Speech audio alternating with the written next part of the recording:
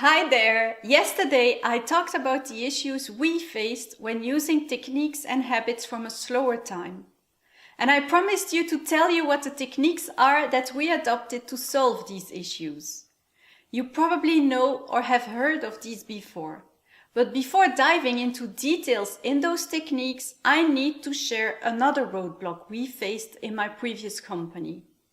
Those new techniques didn't deliver the results we were expecting at first, not because those were the wrong techniques, but because we didn't have the right culture for them internally.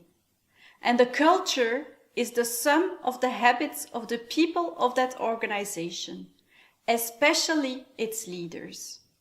So to adopt the new business techniques that solved our issues, we had to adopt 4 new habits first. Instead of trying to do many things, we learned to focus on building new business models and new ecosystems that would really serve our customers. But for that to work, we had to learn to focus on the right things. Not doing more of the old stuff because our revenues were declining, for instance.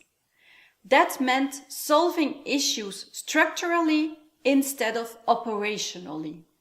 That also meant saying no to things. And the things we said no to didn't solve themselves magically. They generated chaos that we needed to accept. And that meant learning to let go. Nobody gets up in the morning to increase shareholders' value. People needed a reason to transform. And in a world of constant change, they needed beacons as well, something to hold on to.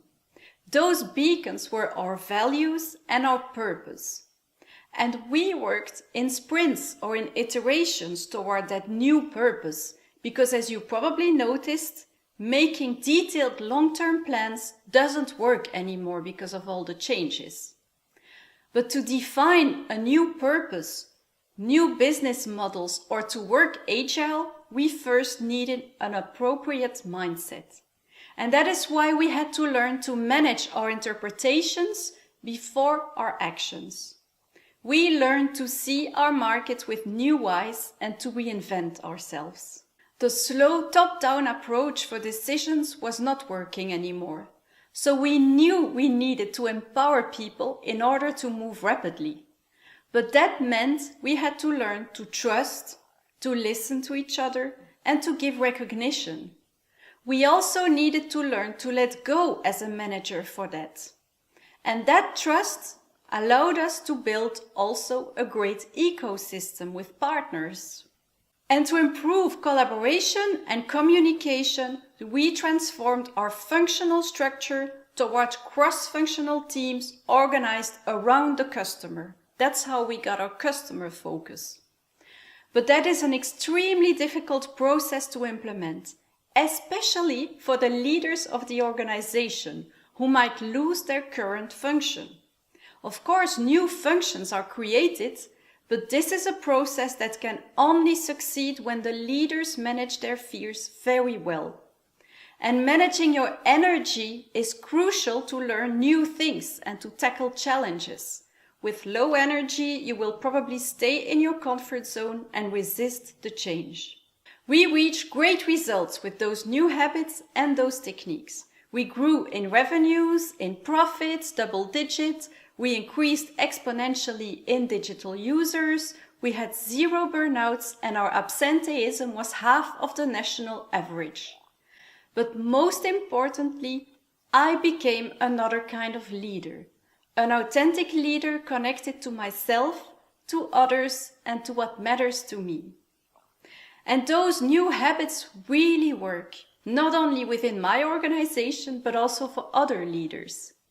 When Gretel adopted the new habits, she found more peacefulness in her leadership, in her private life, and in her relationships with her colleagues.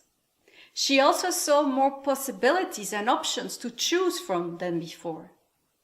Tom applied the 4 habits and increased the empowerment in his team. Tatiana became more aware and was more confident to change things in her organization. Magali saw herself transform over the weeks. She and her team found a new sense of peacefulness and could step back and better analyze things. In the next video, I'll explain a little bit more how you can adopt these new habits and really change behaviors and minimize resistance to change. And all that thanks to new scientific research. Because as you probably experienced, knowing something is not enough to really adopt new behaviors.